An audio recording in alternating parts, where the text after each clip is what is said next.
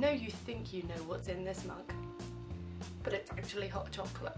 If there's ever an opportunity to whine about Keats, it's gonna be now. We have a love-hate relationship. Okay, I don't hate him and I don't love him, and he's not that bad, but why is there so much to him? Did you know that Keats wasn't very fond of women? And that's not in a way to suggest that he was homosexual, just that he didn't like them in a very good way. He also did write a letter explaining that women made him feel funny and he didn't have quite the right feeling about them. Okay, some of us are dodgy, but way to generalise. In Ode on a Grecian Urn, he makes the woman the urn and praises the urn for its beauty, kind of disregarding the fact that it holds people's cremated ashes, body. You disregard its use, Keats, and just talk about how pretty it is. I just thought it was interesting because I've obviously been reading a lot of critics that are talking about that kind of thing, and upon first reading, none of that even occurred to me. There's also this idea with Ode on a Grecian Urn that art is better than us because in the picture on the side of this urn there are people about to kiss and they are locked in the moment of anticipation, and that makes them better than us.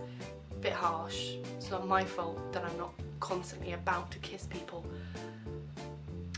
Suddenly realising I'm alone. In Lamia as well, there's something about the way a woman is portrayed, because Lamia has several origins, 3 that I can think of but might not be able to name right now. A snake, a child snatcher, and there was something else that I did read into but I'm not going to go and find it. There are some quite negative portrayals of Lamia.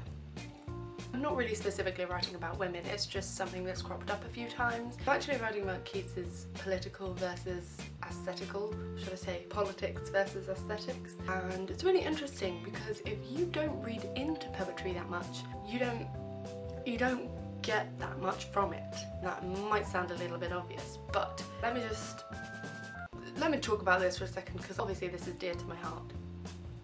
I think English literature gets a bad rep for being too deep and too much. Like, the curtains are red and green to symbolise the contrast between nature and death, or, you know, the stereotypical. The curtains are blue to encapsulate the inner feelings and turmoil of the young man. Actually, no, the curtains are just sodding blue, chill out.